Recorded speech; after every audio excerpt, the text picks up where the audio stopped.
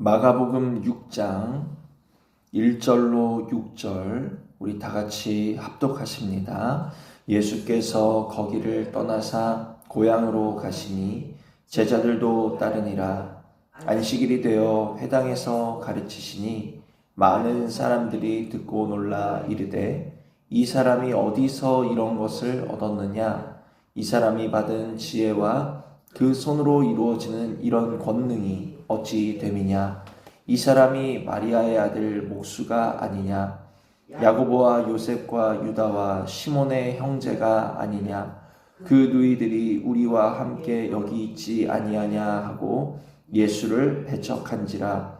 예수께서 그들에게 이르시되 선지자가 자기 고향과 자기 친척과 자기 집 외에서는 존경을 받지 못함이 없느니라 하시며 거기서는 아무 권능도 행하실 수 없어 다만 소수의 병자에게 안수하여 고치실 뿐이었고 그들이 믿지 않음을 이상히 여기셨더라. 아멘. 오늘도 이 새하루에 주시는 하나님의 말씀이 우리들 영혼의 생명의 양식이 되시고 또 우리의 걸음을 밝게 비춰서 생명길로 인도하는 등불이 되시고 또 우리 속사람을 살펴서 단장하는 거울과 같은 그러한 말씀이 되셔서 이 하루길도 주시는 말씀 묵상하시는 가운데 우리 주님과 동행하시고 교제하시는 복된 은혜가 있기를 축복을 드립니다. 이제 5장에서 회당장 야이로의 딸을 살리신 주님께서 그 지역을 떠나셔서 고향 땅인 나사렛으로 오시는 장면으로서 본문이 시작됩니다. 이미 5장에서 우리는 확인한 바 주님의 이름은 상당히 유명하여진 때였죠. 야이로의 딸을 살리러 가실 때만 하더라도 5장 24절에 기록된 것 같이 큰 무리가 따라가면서 에워싸 밀더라 라고 그때의 상황을 증언하는 것처럼 주님이 가시는 곳마다 사람들이 주님의 놀라우신 이적을 보고 또 주님을 보기 위하여서 많이 모여들던 그런 시기였습니다. 자, 이런 상황 가운데에서 주님은 고향 땅에 오셔서 그곳에 천국 복음을 증거하시고자 나사렛을 찾아가셨습니다. 그리고 그 나사렛의 회당에서 가르치시고 몇몇 병자들에게도 손을 얹어서 그들을 치료해 주셨어요. 그러자 예수님의 그 천국 복음 말씀을 듣고 또 예수님께서 손으로 행하시는 그 놀라운 이적을 보았던 나사렛 사람들이 이제 뭐라고 말하고 반응을 하고 있습니까? 나사렛에서는 선한 것이 나올 수 없다라는 그러한 속담이 있을 정도로 선한 것이 난 적 없는 우리 고향에서 드디어 선지자가 나셨다. 혹은 하나님의 사람이 우리 고향에서 나셨다. 혹은 우리 고향에서 드디어 하나님의 아들이 오셨다. 이런 반응이 나타나야 하지 않겠습니까? 예수님을 보면서. 그런데 이 나사렛 사람들의 반응은 어떻습니까? 2절을 보시면 이 사람이 받은 지혜와 그 손으로 이루어지는 이런 권능이 어찌 됨이냐. 그러니까 예수님의 말씀이 놀랍다라는 것도 듣고 그 손으로 행하시는 놀라운 능력도 보았어요. 그런데 3절 이 사람이 마리아의 아들 목수가 아니냐, 야고보와 요셉과 유다 시몬의 형제가 아니냐, 그 누이들이 우리와 함께 여기 있지 아니냐고 예수를 어떻게 해요? 배척한지라. 그 말씀을 듣지 못했고 그 손으로 행하시는 능력을 보지 못하고 주님을 배척한 것이 아니라 그들은 하나님의 말씀을 듣고 보았음에도 불구하고 예수를 배척한지라. 그들은 왜 주님을 배척했을까? 3절을 보시면 그들은 예수님의 성장기 혹은 그의 가족들 등 인간 예수의 배경에 대해서, 사람으로 오신 예수의 배경에 대해서 너무나도 잘 알고 있었던 고향 사람들이었다는 것입니다. 그런데 예수의 어린 시절을 알고 또 그 가족들을 알던 사람들이 볼 때는 예수님이 그 성장 배경이, 그 자라나시던 환경이 자기들과 별반 다를 것이 없었던 사람이었다는 거예요. 그저 평범한 나사렛 사람으로 자라셨던 그 예수 그리스도를 그들은 인정하고 싶지 않았던 것입니다.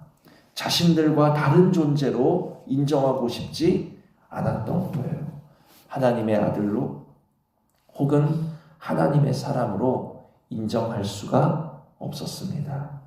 그 결과 어떻게 됩니까? 5절을 보시면 거기서는 아무 권능도 행하실 수 없어 다만 소수의 병자에게 안수하여 고치실 뿐이었고, 거기서는 아무 권능도 행하실 수 없었다라는 이런 너무너무 슬프고 비극적인 그러한 결말을 나사렛 사람들이 맞이할 수밖에 없었죠.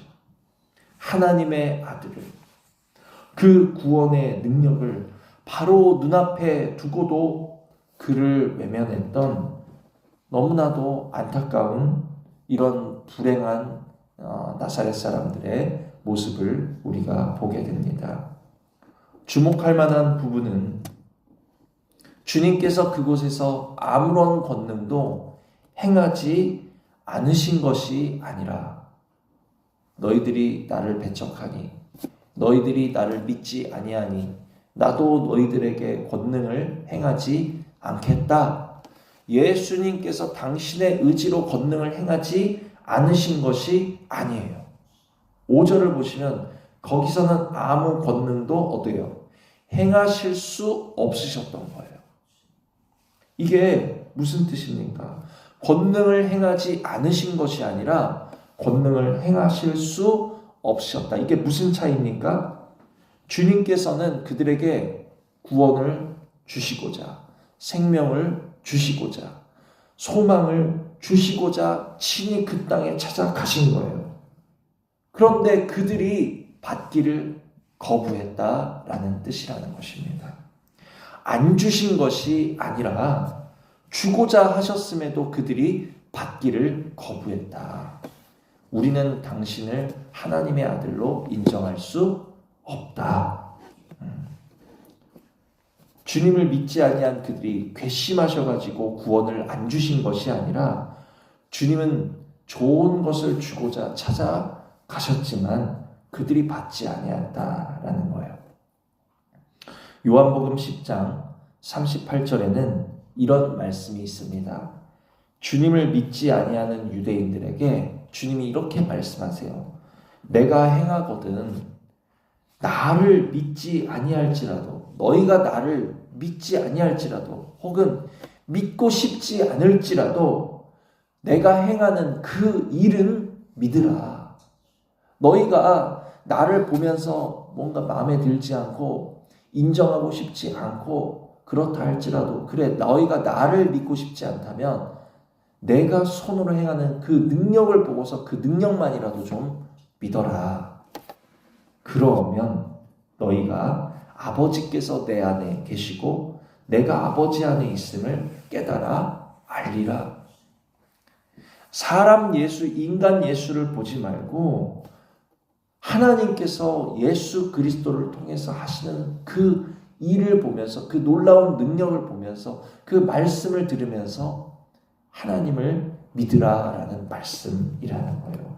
그러면 예수 그리스도께서 하나님께서 보내신 자요 하나님의 아들이라는 것을 너희가 깨달아 알게 되리라 라고 이렇게 말씀하십니다. 정 예수를 믿고 싶지 않다면 주님이 행하신 일이라도 믿을 때 아버지와 아들이 하나이심을 깨달아 알게 되리라 이렇게 말씀하신 거예요. 믿는다는 것은 무엇입니까? 또 인정한다라는 것은 무엇입니까? 우리가 주님을 믿는다 하는 것은 에베소서 3장 17절에 믿음으로 말미암아 그리스도를 너희 마음에 계시게 하시옵고, 우리가 믿는다라는 것은 주님을 우리 마음에 모셔드리는 행위라는 것입니다.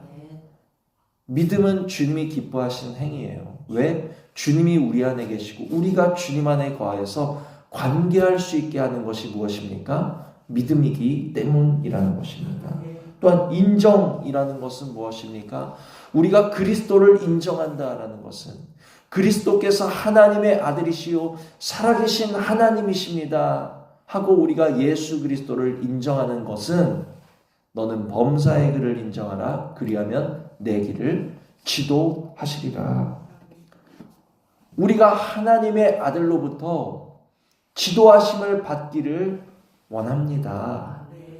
나는 하나님의 아들로부터 오는 그 지도하심이 필요합니다 하는 믿음은, 인정은 우리가 주님과 관계하기 원한다 하는 우리 쪽에서 하나님께 보내는 신호라는 것입니다.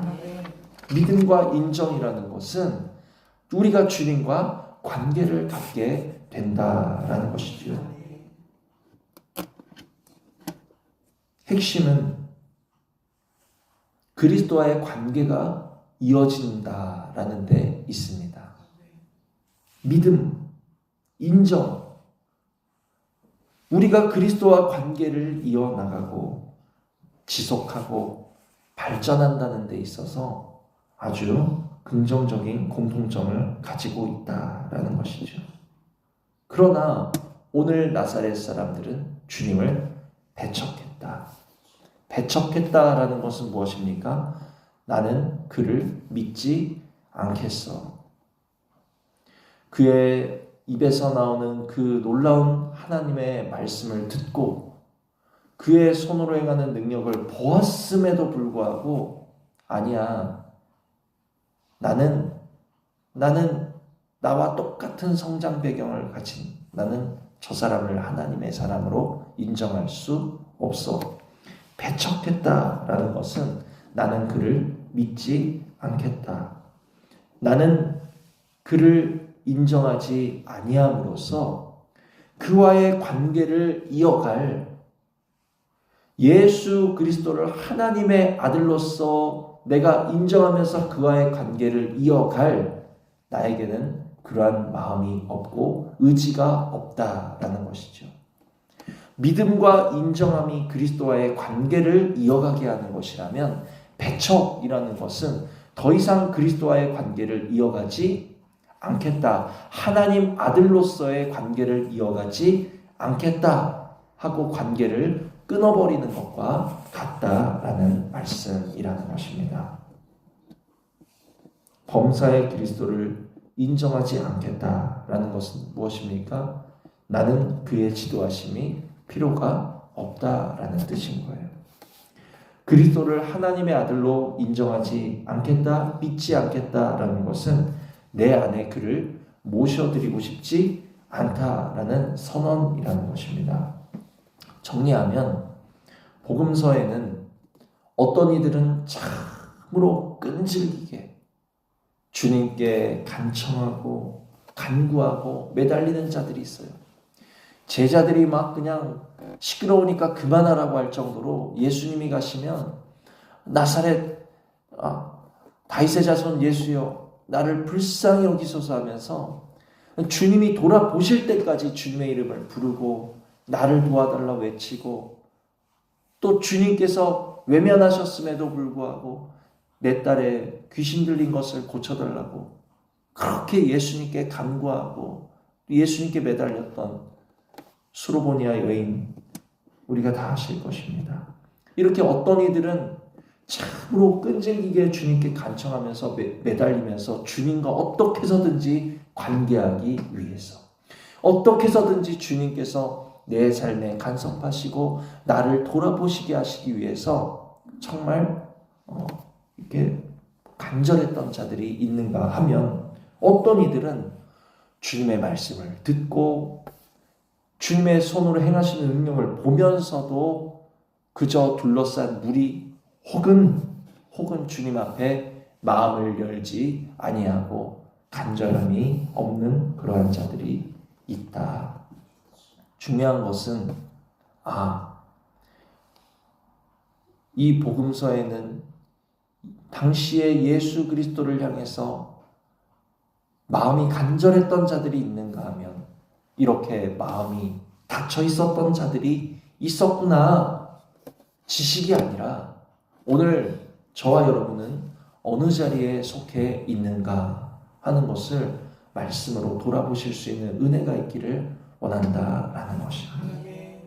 나는 오늘 주님과 관계하기를 원하는가? 내가 원하는 것은 주님과의 관계인가? 아니면 나는 내 삶에 주님께서 내 안에 들어오실 필요도 못 느끼고 있고 나는 주님의 지도하심을 받을 이유도 못 느끼고 있습니다. 왜냐하면 나는 내가 너무 잘 살아가고 있기 때문에 내 삶이 너무 괜찮다라고 여겨지고 있기 때문에 나는 주님의 지도하심이 필요가 없어요. 나는 주님을 원하고 있는가? 주님과의 관계를 원하고 있는가? 나는 주님을 배척하는 자리에 있는가? 우리 자신을 오늘의 말씀으로 진단해 보시고 돌아보실 수 있는 은혜가 있기를 원합니다.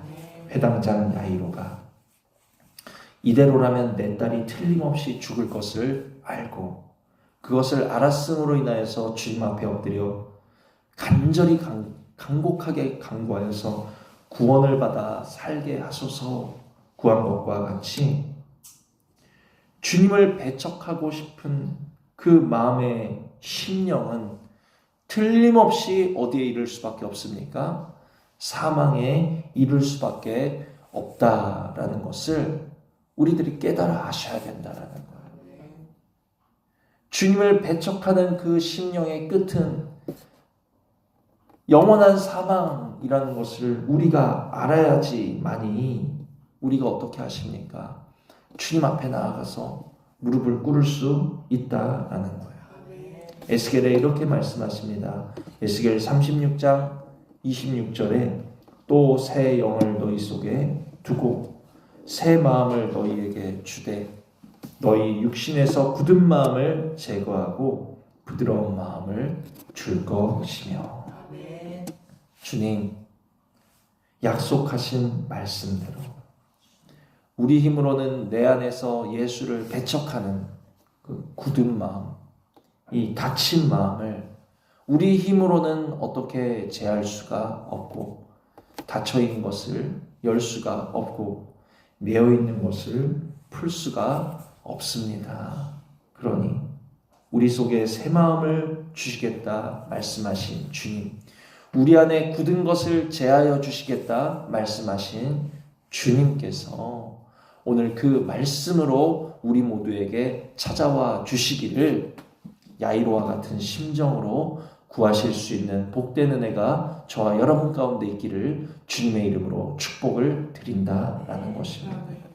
주님과 관계를 이어가고 싶지 아니하는 내 마음, 혹은 내 이웃, 혹은 내 형제, 우리의 성도들을 돌아보시면서 주여 이대로라면 우리의 심령이 사망에 이를 수밖에 없는데 우리를 돌아보시옵소서. 우리를 불쌍히 여겨 주시옵소서. 우리 마음에 새 마음을 허락하여 주시어서 오늘 이 하루를 주님을 믿음으로써 주님을 인정함으로써 주님을 우리 마음에 모셔드림으로써 주님과의 관계를 이어나가실 수 있는 복된 은혜가 저와 여러분 가운데 있기를 주님의 이름으로 축복을 드립니다. 드리신 말씀 생각하시면서 잠시 기도하시겠습니다.